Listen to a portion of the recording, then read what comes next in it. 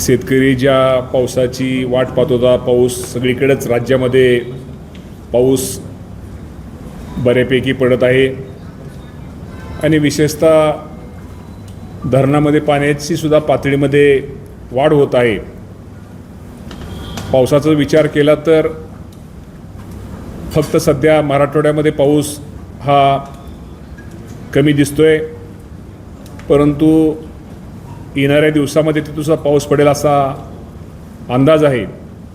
राज्यामध्ये आज जर पावसाची जर टक्केवारी आपण पाहिली तर कोकण विभागामध्ये 111% पाऊस पडलेला आहे, नाशिक विभागामध्ये 83% पाऊस पडलेला आहे, पुणे विभागामध्ये 87% पाऊस पडलेला आहे, मराठवाडा विभागामध्ये 77% पाऊस पडलेला आहे आणि विदर्भामध्ये 73% पाऊस पडलेला आहे. राज्यामध्ये एकूण पावसाची सरासरी 94% एवढा पाऊस पडलेला आहे. विदर्भामध्ये पाऊस हा कमी दिसतोय, कोकणामध्ये पाऊस हा जास्त आहे आणि निश्चित प्रकारे पेरणीच्या बाबतीमध्ये जर सांगायचं झालं तर राज्यात आपल्याला आज अखेर सरासरीच्या साधारणतः 84% जास्त पेरणी ही आपल्या राज्यात, कमी पेरणी ही ठाणे विभागात झालेली आहे. आणि निश्चित प्रकारे आपल्याला माहिती आहे की ह्या वर्षी मकेचं प्रमाण, मकेची पेरणी ही सर्वात जास्त मका आणि सूर्यफुलाची झालेली आहे आणि त्यामध्ये निश्चित प्रकारे सूर्यफूल बियाण्याच्या बाबतीमध्ये काही तक्रारी पण काय उगवण्याच्या बाबतीमध्ये राज्यामध्ये होत्या. त्या बाबतीमध्ये बऱ्याचशा कंपन्या बाबतीमध्ये तक्रारी प्राप्त झाल्यानंतर अनेक साधारणतः 85 कंपन्यावरती आपण FIR दाखल केलेले आहेत आणि ज्या शेतकऱ्यांचं बियाणं ताबडतोब तिथं बदलून द्या आणि त्या शेतकऱ्यांना निश्चित प्रकारे मदत करण्याचा निर्णय हा शासनाने निश्चित प्रकारे घेतलेला आहे. सोयाबीनच्या बाबतीमध्ये आपल्याला सांगायचं झालं तर साधारणतः आज अखेर साधारणतः 45 लाख 10 हजार हेक्टर एवढी पेरणी ही आपल्या राज्यामध्ये झालेली आहे. आणि एकूण तक्रारीचं जर पाहिल्या साधारणतः तक्रारीमध्ये एकूण साधारणतः 24,000 हेक्टर एवढ्यावरती सोयाबीन बियाण्याच्या तक्रारी प्राप्त झालेल्या आहेत. त्या बाबतीमध्ये आमचे सगळेच कृषी अधिकारी, खालचा आमचा सगळा कृषी स्टाफ हा फील्डवर आम्ही सर्वांनी कालच सरकोड काढलेला आहे आणि शेतकऱ्यांना जिथे जिथं मदत करता येईल, जिथे शेतकऱ्याला सहकार्य करता येईल तो करण्याचा प्रयत्न आम्ही निश्चित प्रकारे घेतलेला आहे. खताच्या बाबतीमध्ये सुद्धा आज अखेर आपल्याला माहिती आहे की खत हे राज्यामध्ये खताचा साठा हा आपल्याला जे आपली मागणी त्याप्रमाणे उपलब्ध आहे. आज अखेर त्यापैकी आज अखेर जर शिल्लक पाहिला तर युरियाचा साठा आपल्याकडं शिल्लक आहे. DAP, MOP संयुक्त खते हे सांगायचं तात्पर्य की खताच्या बाबतीमध्ये शेतकऱ्यांनी कुठेही घाबरण्याचं कारण नाही. आज आपल्याला पुरेशा प्रमाणामध्ये खताचा साठा पण आपल्याकडे व्यवस्थित आहे.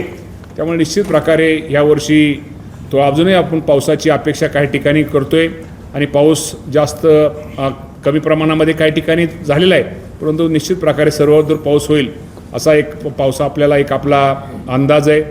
आणि आपल्याला माहिती आहे की कृषी विभागाच्या वतीनं निश्चित प्रकारे शेतकऱ्यांना जेवढं काही सहकार्य किंवा जी काही मदत, जे मार्गदर्शन करणं गरजेचं आहे ते करण्याचा प्रयत्न आमचा कृषी विभाग हा निश्चित प्रकारे करतोय.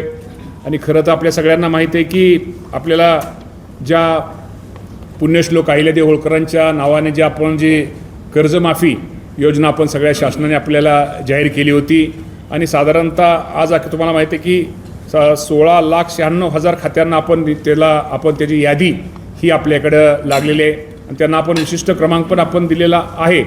परंतु काही बाबतीमध्ये निश्चित प्रकारे आपल्याला माहिती आहे की जिल्हा मध्यवर्ती बँकेमध्ये अडचण वाटत नाही आहे, परंतु राष्ट्रीयकृत बँकामध्ये शेतकऱ्यांच्या तक्रारी आहेत आणि तक्रारीमध्ये खरं तर ते शेतकरी ज्यावेळेस KYC करायला जातो आणि त्यावेळी निश्चित प्रकारे त्याचं असणारं कर्ज, त्याची असणारी व्याज आणि रक्कम ह्यामध्ये तफावत दिसते.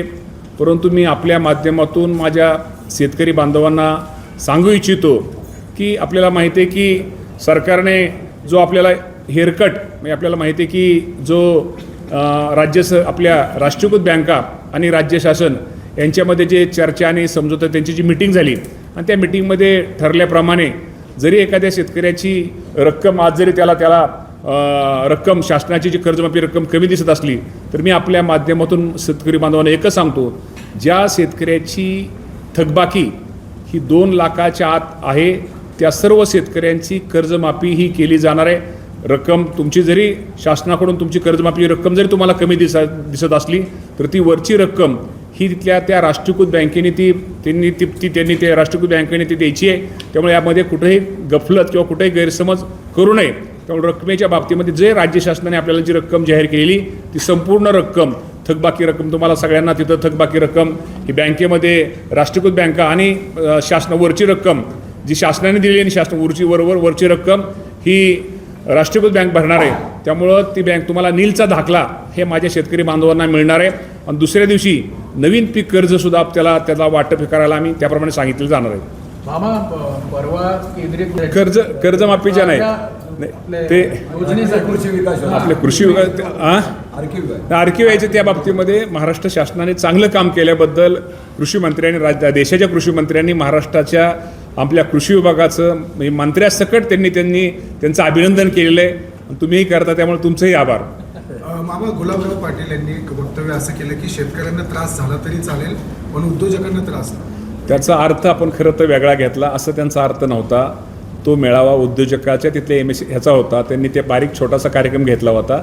त्यामध्ये त्यांनी सांगितलं होतं त्याचा शेतकऱ्यांना असा अर्थ नव्हता की आम्ही सहन करतो. म्हणजे गुलाबराव पाटील स्वतः शेतकरी आहेत, आम्ही सहन करतो, पण ते पलीकडे उद्योग आपल्या काय उद्योगांना जर लाईट नाही दिली तर ते सहन करू शकणार असं त्यांचा बोलण्याच्या अर्थाचा अनर्थ झाला.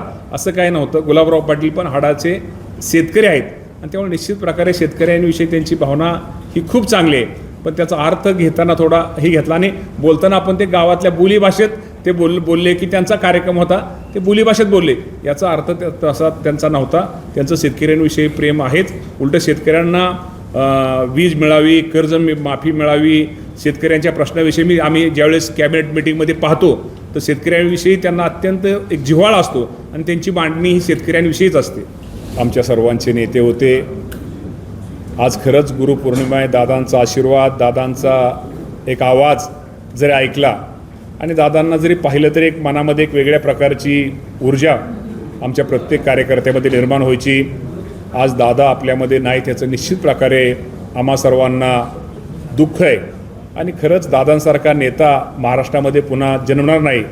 अत्यंत खऱ्याला खरं मानणारा आणि खोट्याला खोटं मानणारा आणि अत्यंत स्पष्टपणे आपली भूमिका मांडणारा नेता आज आपल्यामध्ये राहिलेला नाही. खरं तर माझ्यासारखे हजारो कार्यकर्ते ज्यांचा राजकीय वारसा नसतानासुद्धा दादांनी घडवले आणि दादांनी उभे केले आणि दादांनी आज माझ्यासारख्या कार्यकर्त्यांकडे अशा अनेक कार्यकर्त्यांना या राज्यामध्ये मोठ्या ठिकाणी काम करण्याची संधी दिली. निश्चित प्रकारे यावेळेस दादांची आठवण आजच्या गुरुपौर्णिमेच्या निमित्तानं आम्हा सर्वांना आहे. निश्चित प्रकारे दादांचा आशीर्वाद जरी दादा नसले तर शेवटी दादांचा विचार, दादांचा आदर्श, दादांची शिकवण घेऊन आम्ही सगळेजण काम करतोय आणि दादांचा आशीर्वाद निश्चित प्रकारे आम्हा सर्वांना आहे.